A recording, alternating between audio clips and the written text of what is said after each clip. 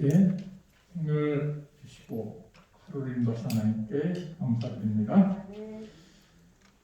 창세기 43장 오늘 새벽에 이어서 계속 말씀의 은혜를 함께 나누도록 하겠습니다.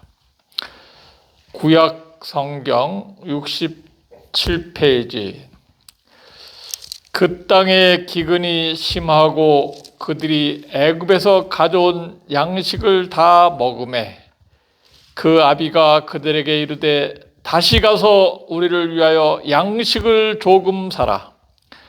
유다가 아비에게 말하여 가로되 그 사람이 엄히 우리에게 경계하여 가로되 너희 아우가 너희와 함께 하지 아니하면 너희가 내 얼굴을 보지 못하리라 하였으니 아버지께서 우리 아우를 우리와 함께 보내시면 우리가 내려가서 아버지를 위하여 양식을 하려니와 아버지께서 만일 그를 보내지 않으시면 우리는 내려가지 아니하리니 그 사람이 우리에게 말하기를 너희 아우가 너희와 함께 하지 아니하면 너희가 내 얼굴을 보지 못하리라 하였음이니이다. 이스라엘이 가로되 너희가 어찌하여 너희에게 오히려 아우가 있다고 그 사람에게 고하여 나를 해롭게 하였느냐.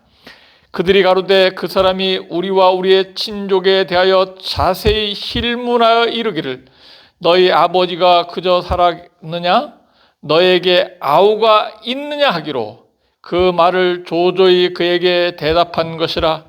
그가 너희 아우를 데리고 내려오라 할 줄을 우리가 어찌 알았으리까. 요셉의 요구는 누구를 데려오라 했습니까? 아우 베냐민을 데려오라 했습니다. 아우라고 아직 밝히기 전인데요. 그래서 요셉을 잃은 다음에 그 동생 베냐민까지도 잃을까봐 야곱은 굉장히 걱정하고 절대로 보내지 않을 작심을 하고 있었는데 기근이 흉년이 곧 끝날 줄 알았더니 끝나지 않고 양식이 다 떨어질 때까지 계속되는 것이었어요. 그래서 이 7년 풍년보다 7년 흉년이 더 극심하고 어려웠습니다. 풍년의 때 풍요로운 수확을 거뒀는데 오히려 풍년보다 훨씬 더 안 좋은 그런 극심한 흉년을 경험하게 된 것은 이 바로왕의 꿈에서 7 암소하고 또 무슨 꿈을 꿨죠? 7 이삭. 그런데 이 충실한 이삭을 메마른 이삭이 삼켜버리고 또 파리한 암소들이 살찐 암소를 잡아먹었어요. 그래서 요셉이 말하기를 이거는 풍년보다 더 극심한 흉년이 말 것에 대한 하나님의 예고라고 말하였습니다. 정말 하나님께서 뜻하신 대로 그렇게 극심한 흉년이 임해서 이스라엘 가정에 큰 어려움이 있게 되었습니다. 이 야곱의 집은 부자였을까요? 가난했을까요? 하나님께서 복을 주셨는데 부자였을 것 같아요? 가난했을 것 같아요? 부자였을 것 같은데 가난한 표현을 하고 있어요. 여기 보니까 양식을 사올 때 얼마큼 사오라 했습니까? 조금만 사오라 했습니다. 그래서 이 양식을 조금만 사오라 그런 2절 마지막에 있는 보니까 이 부자가 아니고 정말 다 돈도 떨어지고 없는 것처럼 보일 수가 있습니다. 그래서 이 가난한 믿음의 가정에 하나님께서는 이렇게 기근과 또 여러 염려와 고통이 따르게 하신 것은 그들로 하여금 하나님께 더 영광 돌리고 하나님 더 많이 신뢰할 수 있도록 하기 위한 것이다. 그런데 이 요셉이 베냐민을 다음에 올 때는 꼭 데려오게 한 그 여러 가지 이유가 있습니다. 요셉과 베냐민은 뗄래야 뗄 수 없는 정말 관계였었죠. 이 둘은 한 어머니 밑에 태어났는데 어머니 이름이 누구죠? 라헬. 이 어머니 라헬이 자기 언니 레아는 아기를 잘 낳았어요. 르벤, 시몬, 레위, 유다 4명 아들 쫙쫙 잘 낳았습니다. 근데 라헬은 언니만큼 아기를 못 낳는 거예요. 그래서 남편을 붙들고 나로 하여금 아기를 낳게 하라. 그렇지 않으면 내가 죽어버리겠다고. 그렇게 아주 아들을 꼭 낳고 싶다고. 왜냐하면 구약시대 때는 더 메시아가 그로 말미암아 태어날 것이기 때문에 더더욱 그렇게 아들을 소원하고 있었어요. 근데 하나님께서 특별히 라헬에게 복을 주셔서 이제 첫 아들을 낳게 했는데 그 아들의 이름이 요셉이 되었습니다. 요셉의 이름의 뜻이 뭐죠? 자, 우리 창세기 30장으로 앞으로 가서 요셉의 이름의 뜻이 무엇인가? 요셉의 이름의 뜻, 창세기 30장 22절. 창세기 30장 22절. 하나님이 라헬을 생각하신지라 하나님이 그를 들으시고 그 태를 여신고로 그가 잉태하여 아들을 낳고 가로되 하나님이 나의 부끄러움을 씻으셨다 하고 그 이름을 뭐라 했습니까? 요셉이라 하니 이는 여호와는 다시 다른 아들을 내게 더하시기를 원하노라 하였더라. 요셉의 이름의 뜻이 무슨 뜻이에요? 더함, 플러스 1 플러스 1, 1 플러스 1 하나를 더하기를 원했던 것입니다. 그래서 요셉으로 내가 만족할 수가 없다. 하나님께서 나에게 아들을 한 명 더 낳기를 원한다. 우리 언니는 이래봐도 6명이나 아들을 낳았는데 그 외에 2명 더 낳았어. 이삭과 스불론. 그래서 이 언니는 6명이 낳았는데 나는 하나밖에 못 낳다니 이런 꿀리면 안 된다. 하나님께 나에게 아들을 더 주시길 원한다. 그래서 이렇게 간절한 심령으로 이렇게 이름을 요셉이라고 이렇게 짓게 되었습니다. 그래서 낳은 아들이 누구예요? 베냐민. 이 요셉이 애굽에 간 다음에 늘 베냐민을 잊지 않고 동생을 생각했습니다. 왜 그랬을까요? 자기의 친동생이니까, 한 어머니에서 태어난 친동생이니까 또 그랬어요. 근데 오늘 말씀을 준비하면서 요셉이 왜 이렇게 자기 친동생을 꼭 데려오라 했을까? 그 동생이 뭐 그렇게 소중하고 그렇게 정말 보고 싶어 했을까? 근데 오늘 말씀을 가만히 생각해 보니까 그 이유가 있어요. 35장 넘어갈까요? 우리 베냐민이 어떻게 태어났는가? 35장 16절. 그들이 베델에서 발행하여 에브랏에 이르기까지 얼마 길을 편만한 곳에서 라헬이 임산하여 심히 신고하더니 그가 난산할 즈음에 산파가 그에게 이르되 두려워 말라 지금 그대가 또 뭐하느니라?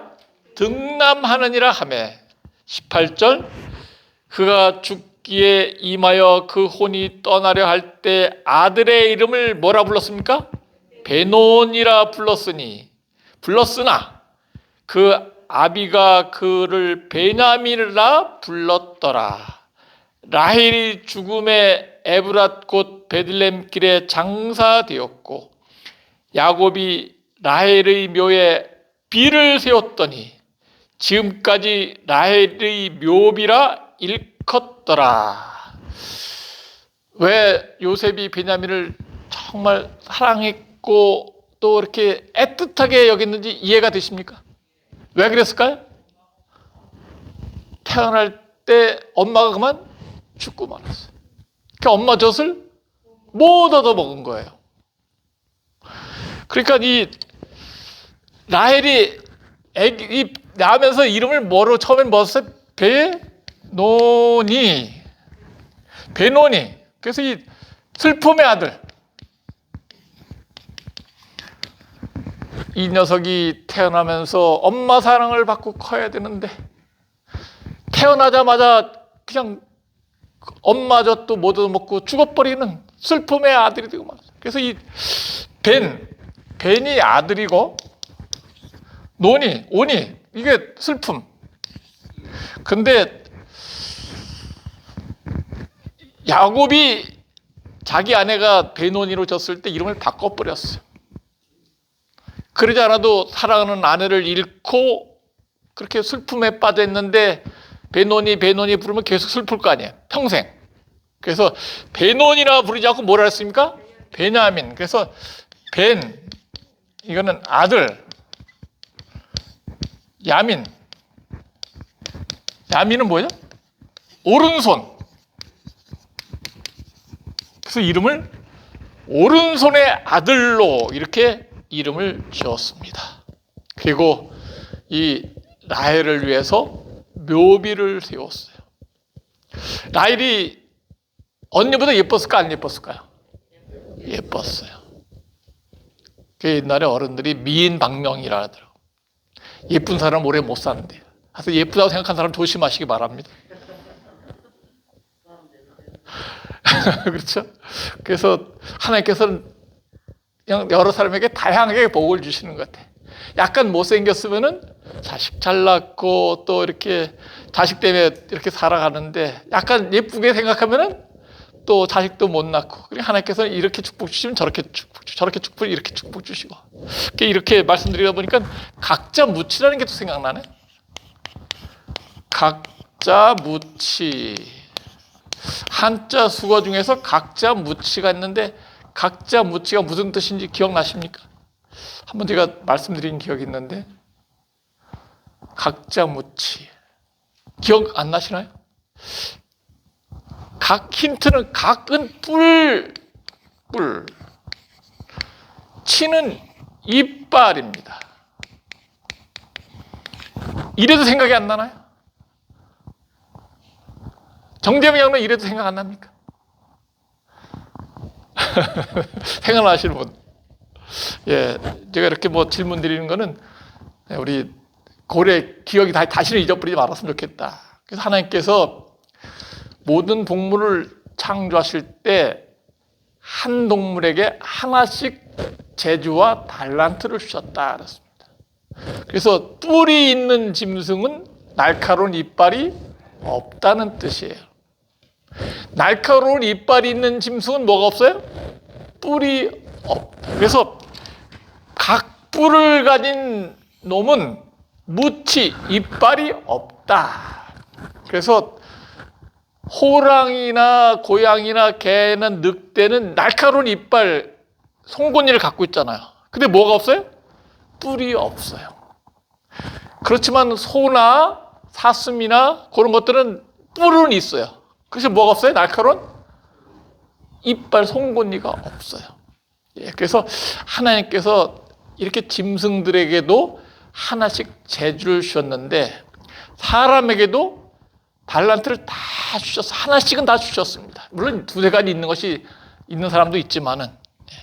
그래서 이 레아에게는 하나님께서 남편의 사랑을 잘 못 받고 좀 얼굴이 약간 못생기고 그랬으니까 그런대로 또 사랑을 못 받았는데 자식을 많이 낳아갖고 사랑받게 하시고 라헬은 또 얼굴도 예쁘고 남편에게 사랑받으니까 자식을 별로 못 낳아갖고 이렇게 그런대로 또 공평하게 사랑하시는 하나님의 사랑을 보게 됩니다.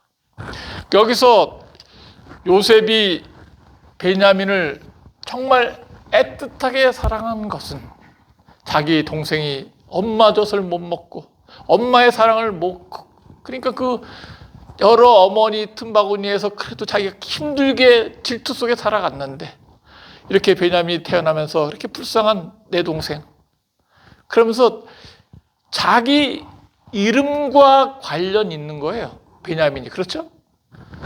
엄마가 요셉을 낳을 때 뭐라고 그랬습니까? 더함, 자식을 더 생겼으면 좋겠다, 이렇게 이름을 줬잖아요. 그 소원이 이루어져서 누굴 낳았어요? 베냐민을 낳았어요. 그런데 베냐민을 낳다가 그만 사랑하는 엄마가 돌아가신 거예요. 그러니까 이 베냐민은 자기 어머니의 생명과 바꾼 정말 애달픈 거예요. 그러니까 요셉이 애국에서 살았을 때 엄마가 보고 싶었을까 안 보고 싶었을까? 더 보고, 근데 엄마를 볼 수가 없어요. 정말 엄마라는 단어는 너무나 소중한 단어입니다. 제가 남자로 태어나서 여자에게 하나도 부러운 게 하나도 없는데 다시 태어나도 남자로 태어나죠. 근데 여자에게 딱 부러운 게 하나 있어요. 뭐가 부럽습니까? 엄마라는 단어가 참 부러워요. 애들이 누구만 찾아요? 엄마만 찾아요. 아빠를 언제 찾아요? 엄마 어디 갔냐 물을 때 찾아요.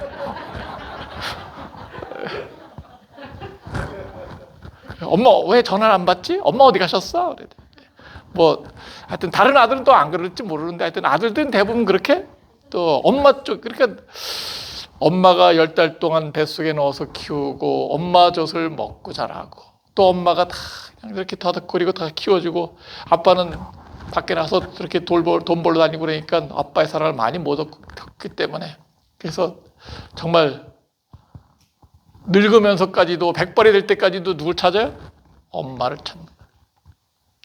요셉이 애국에서 생활할 때 어머니 품이 얼마나 그리웠을까요? 근데 어머니는 동생 베냐민을 낳다 돌아가시고 이제 베냐민이 정말 어머니의 사랑도 못 받은 정말 사랑이 필요한 아들이에요.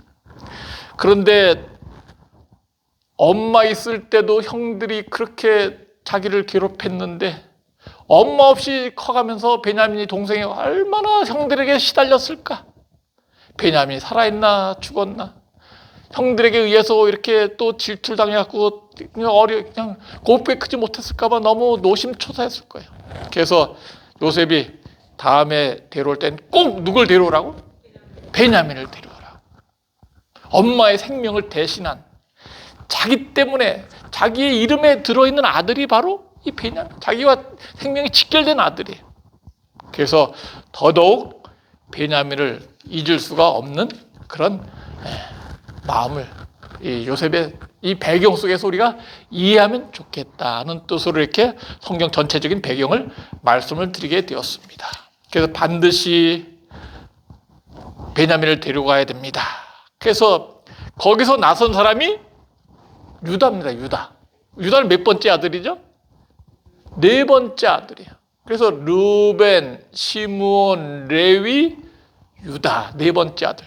그런데 르벤은 보니까 책임감 있는 장남인데 불구하고 좀 결단력이 부족해.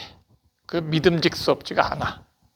그리고 시므온은 지금 이 형제들 중에 제일 사납고 아주 인정머리가 없는 게 바로 시므온이야. 그래서 요셉이 형제들 담보로 가둘 때 누굴 가뒀어요?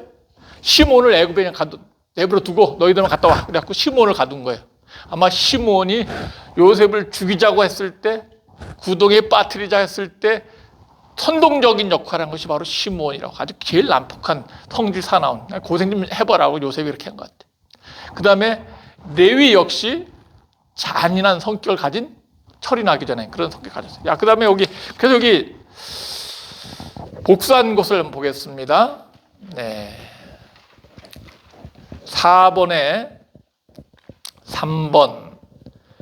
야곱의 넷째 아들인 유다가 이 경우에 대변인이 된 것은 야곱의 장남인 르벤은 이미 거절당했고, 한 번 얘기했는데 거절당했고, 시므온은 감옥에 있었고, 레위는 세겜 사람들에 대한 배신 행위의 결과로 아마도 그의 아버지의 신임을 잃었기 때문에 이제 유다가 우리 꼭 가려면은 베냐민을 데리고 가야 됩니다.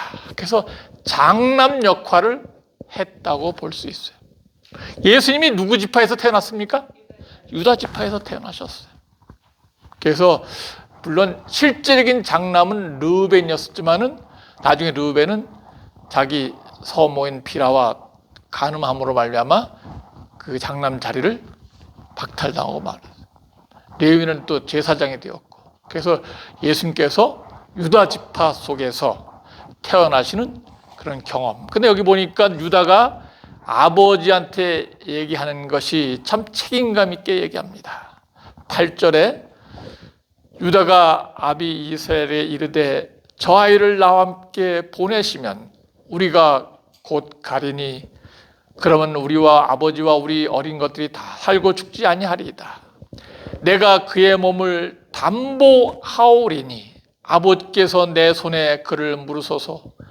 내가 만일 그를 아버지께 데려다가 아버지 앞에 두지 않으면 내가 영원히 뭐를 지리이다?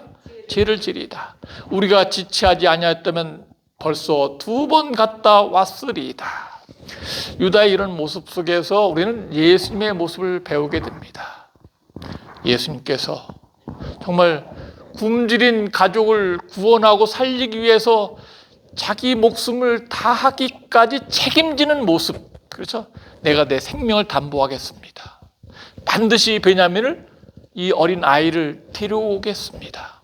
여기 성경 구절에 보면 참 여기 애틋한 그런 표현이 있는데, 우리 이 유다가 한 말 중에서 이 8절에 유다가 아비 이스라엘에게 이르되 저 아이를 나와 함께 보내시면 우리가 곧 가리니, 아이라는 말에 동그라미 치는 적이 있어요.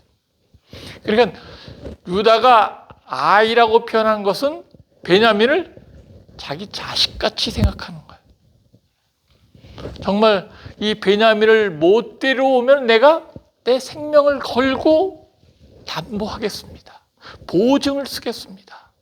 그러니까 아버지가 그제서야 조금 안심이 돼갖고 유다 말을 듣고 보내는 거예요. 그러니까 유다는 아버지가 베냐민을 사랑하는 것처럼 유다도 베냐민을 사랑하는 그런 애틋한 사랑의 마음을 가진 것이 통한 것입니다. 그냥 다른 형제들처럼 허울 좋게 그냥 아무렇게나 대답한 것이 아니라 내가 목숨을 걸고 저 아이를 꼭 구원해서 다시 집으로 데려오겠습니다. 내가 내 생명을 책임지고 쟤를 구원해서 집으로 데려올 테니까, 아버지께 데려올 테니까 걱정하지 마십시오. 이게 누구의 모습과 똑같은 모습이에요? 예수님의 모습과 똑같은 모습. 예수님께서도 우리를 구원하시기 위해서 자기 생명을 담보하시러 이 땅에 초림하셨고, 그리고 우리를 어디로 데려가시기 위해서, 하늘 아버지의 집에 데려가시기 위해서 자기 생명을 담보하셔서 이 땅에 오셔서 대신 죽으신 거예요. 그래서 예수님께서 유다 지파에서 태어난 것은 당연하다고 생각해요. 이렇게 정말 유다가 자기 동생을 자기 아들처럼 생각하고 목숨을 바쳐서 내가 내 아들을, 내 동생을 꼭 데려오겠다는 이런 대단한 결심, 이런 약속. 아버지가 그 르우벤이나 또는 레위나 다른 시몬이나 믿을 만한 자식은 못 되지만 그래도 책임감 있게 그렇게 말하는 유다의 말을 듣고 오케이, 내가 네 말을 믿어줄게. 그러면서 요셉에게 베냐민을 데려가도록 그렇게 허락을 해주게 됩니다. 여기에서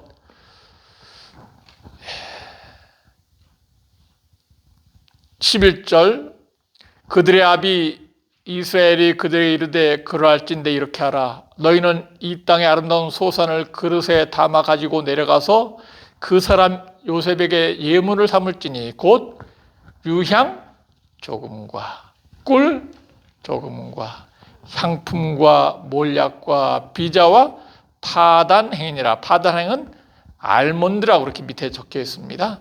그러니까 유황도 조금 꿀도 조금이니까 야곱이 부자는 아니잖아요, 그죠? 아마 부자였으면 많이 갖고 가라 했을 텐데 그래서 그냥 조금 우리가 갖고 있는 것 조금만 갖고 가라 이렇게 하게 되었습니다. 그리고 돈을 2배로 갖고 가서 혹시 착오가 있을까 봐 두려우니까 다 돈을 2배로 갖고 가라 그랬고 14절 내 아우도 데리고 가서 다시 그 사람에게로 가라. 14절 같이 한번 읽어보겠습니다. 전능하신 하나님께서 자 시작. 전능하신 하나님께서 그 사람 앞에서 너에게 은혜를 베푸사 그 사람으로 너희 다른 형제와 베냐민을 돌려보내게 하시기를 원하노라. 내가 자식을 잃게 되면 이르리로다. 이 요셉의 기도가, 야곱의 기도가 여기 나와 있어요.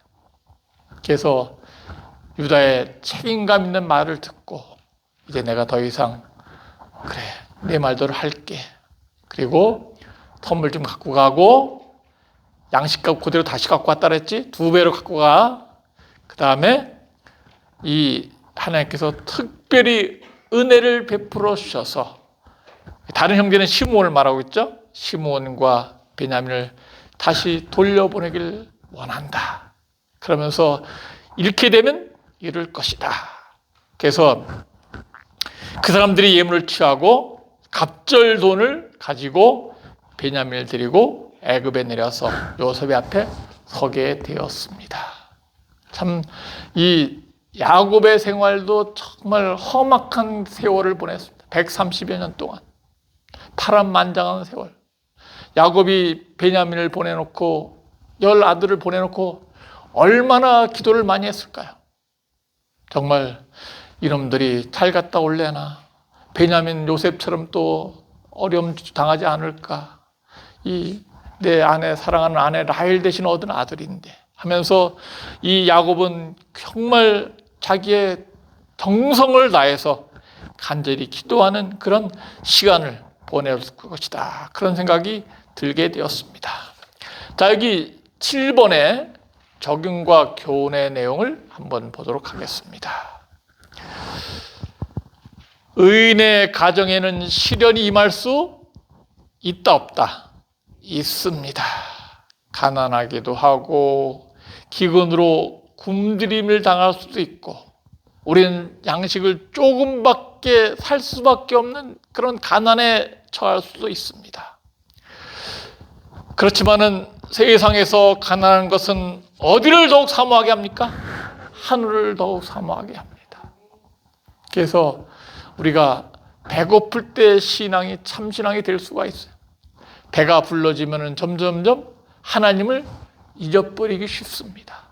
무디 목사가 청년 사업가를 위해서 기도한 내용이 있잖아요. 그렇죠? 한 청년이 이제 회사를 운영하면서 이렇게 무디 목사님 찾아왔고 목사님 나에게 축복 기도해 주세요. 제가 사업을 진행합니다. 그리고 사업이 잘 되고 있냐? 예, 한 달에 그래도 수입이 좀 있습니다. 그리고 이렇게 하나님께서 도와주셔서 번창하기를 원합니다. 그래서 무디 목사님이 그 청년을 불러다가 축복 기도하면서 이 청년의 사업이 잘 되고 번창해서 하나님께 영광 돌리고 믿음 생활 잘하도록 그렇게 간절히 기도했어요.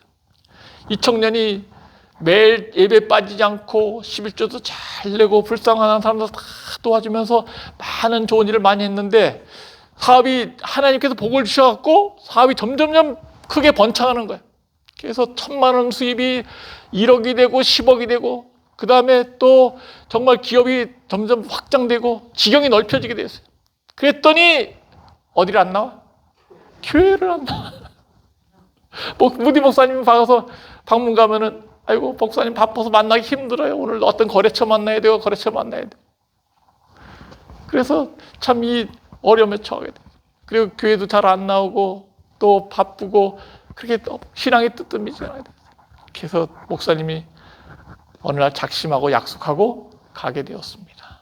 그래서 갔더니 정말 너무 바빠갖고 목사님 한 15분만 시간 줄 테니까 조금 이따 가세요. 나 영업자 거래처 만나야 돼요. 그래서 그래 알았다고. 그러면서 이제 목사님이 그 청년을 위해서 이제 성경 말씀 읽고 간절히 기도합니다. 뭐라고 기도했을까요? 망하게 어떻게 알았어요?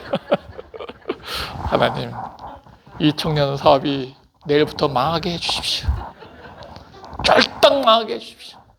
그래서 이 청년이 완전히 망해갖고 거지가 되도록 도와주시기 바랍니다.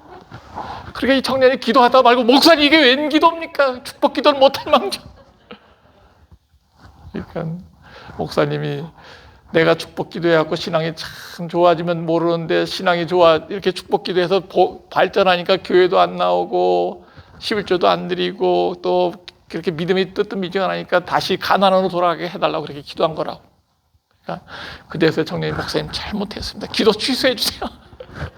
이 무디 목사님 기도를 꼭 응답해 주는 거 아니까 앞으로 교회 잘 다닐게요.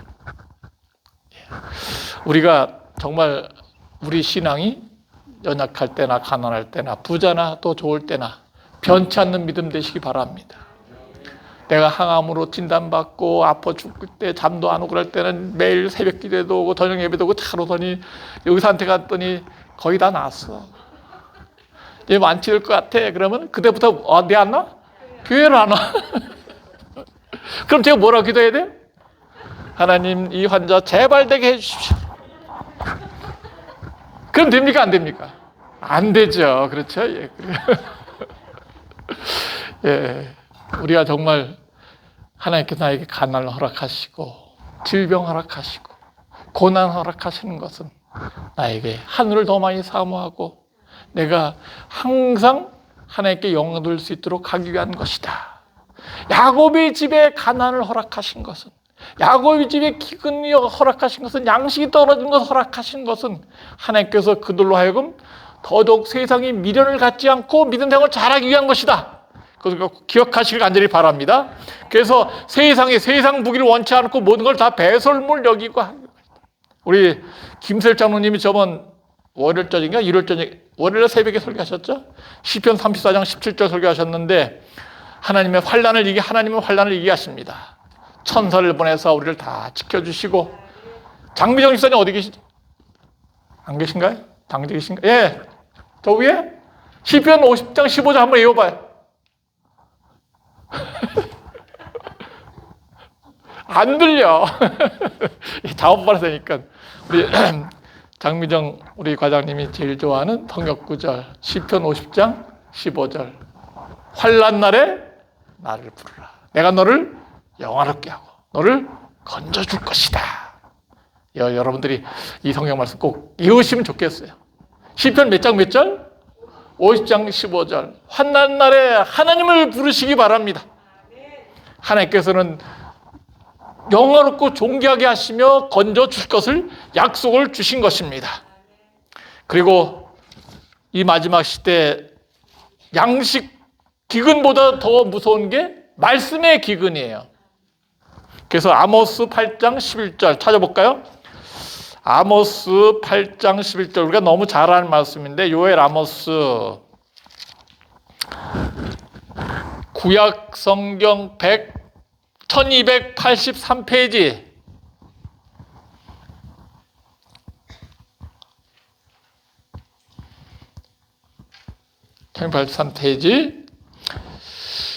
주 여호와께서 가라사대 때 보라 날이 이를지라 내가 기근을 땅에 보내리니 양식이 없어 주림이 아니요 물이 없어 가람이 아니요 여호와의 말씀을 듣지 못한 기갈이라.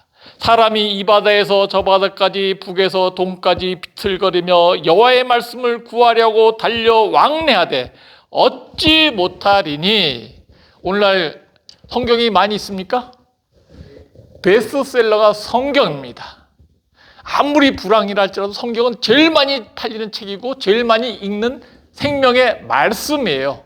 근데 말씀의 기근이 말세에 있다 그랬어요. 사람들이 성경책은 손에 들고 다니면서 이 성경 말씀대로 설교를 못 듣고 있어요.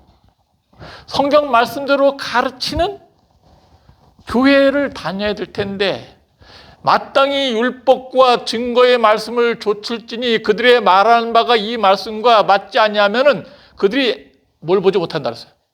아침빛을 보지 못한다 그랬어요. 그래서 하나님의 종들은, 목사님들은, 전사님들은, 장로님들은, 교회 성도들은 올바르게 성경 말씀대로 가르쳐야지 그것이 기근이 없는 교회예요. 그런데 오늘날 많은 교회가 정치에 빠져 있어요. 또 데모하는 데 주동되고 있고, 또 성경 말씀을 안 읽고 세상 이야기만 하고 그렇게 하면 안 된다는 것이죠. 우리가 올바르게 안식을 준수하고 올바르게 또 먹지 말아야 할 건 먹지 말고, 교회를 다른 교회 20년 다녔는데 돼지고기 먹지 말라는 말을 처음 여기서 배웠다는 사람도 있어요. 레위기 11장에 돼지고기 먹지 말라는 이야기가 나와 있는데, 그래서 우리가 이 말씀에 기근해질 때 말씀에 더욱 100% 순종할 수 있는 그런 기근을 이길 수 있는 하나님의 자녀로서 영생하는 말씀의 대열에 참여하기를 간절히 바랍니다. 그 다음에 한 아이의 생명은 소중한 것이다. 마가복음 5장에 돼지 몇 마리를 희생하고 2,000마리를 희생하고도 귀신 들린 사람을 고쳐주신 예수님. 돼지 2,000마리는 4억이나 됩니다. 같이. 그래서 하나님께서는, 예수님께서는 귀신 들린 한 영을 고치시기 위해서 돼지 2,000마리 4억 원 이상 투자해도 아까워하지 않으셨어요. 나는 얼마짜리에? 나는 최소한 귀신 안 들렸으니까 4억 이상 가치가 있는 사람들이다. 우리는 피로 사신 십자가의 희생, 정말 이 야곱이 사랑하는 베냐민을 생명을 꼭 붙들고 절대로 놓지 않으려는 그런 간절한 열망이 있는 것처럼 하나님께서 나의 생명을 불쌍히 여겨주시고 지켜주시고 돌봐주시기를 기도합시다. 그리고 우리는 아버지의 말씀을 순종하고 신뢰하는, 아버지께 신임받는 아들이 되었으면 좋겠어요. 유다처럼 생명을 존중하는 사람, 하늘 아버지의 신임을 받는 자녀가 되길 간절히 바랍니다. 마지막으로 생명 보존하신 것은 하나님의 말씀을 순종하는 것입니다. 사도행전 17장 말씀 읽고 우리 오늘 정리합시다. 사도행전 17장 24절.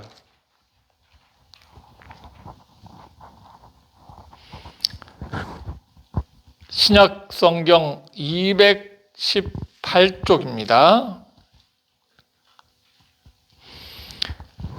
우주와 그 가운데 있는 만유를 지으신 신께서는 천지의 주제시니 손으로 지은 전에 계시지 아니하시고 또 무엇이 부족한 것처럼 사람의 손으로 섬김을 받으시는 것이 아니니 이는 만민에게 생명과 호흡과 만물을 친히 뭐 하시는 분? 주시는 분이시다. 여기 생명의 동그라미 치시고 호흡의 동그라미 치시고 만물의 동그라미 치시기 바랍니다. 요거는 하나님만이 우리에게 주실 수 있는 것. 생명을 주시고 호흡을 주시는 분이 바로 누구세요? 하나님 아버지십니다. 그래서 내 주하는 암세포에게 새 생명을 불어넣는 것도 역시 하나님이십니다.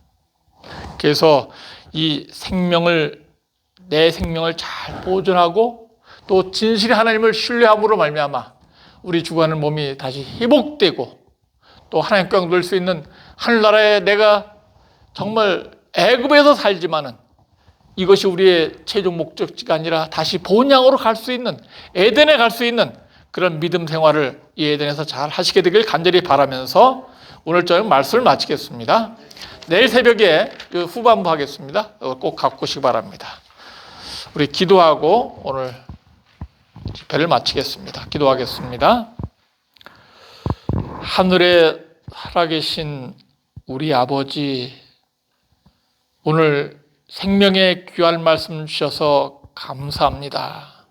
우리에게 생명을 주시고 호흡을 주시며 우리 보잘것없는 생명이지만은 가장 귀히 여겨 주시고 정말 이렇게 사랑하시는 하나님의 사랑 우리가 기억하고 회복되고 낫게 되고 치유될 수 있는 하나님의 자녀로서 우리가 이 애굽에서 영원히 살지 아니하고 하늘나라 가는 그런 한 명의 사람도 생명을 잃지 않고 구원 얻게 해 주시옵소서. 우리가 이미 영생을 보장받은 하나님의 아들과 딸입니다. 이 땅에 살 동안 건강히 살 뿐만 아니라 저 하늘나라 아버지 집에 도착할 때까지, 아버지를 배울 때까지 슬픔의 아들이 아니라 오른손의 아들로서 승리할 수 있는 그런 우리 모든 가족들 되기를 예수님의 이름으로 간절히 기원하옵나이다. 아멘. 우리 묵도하시고 우리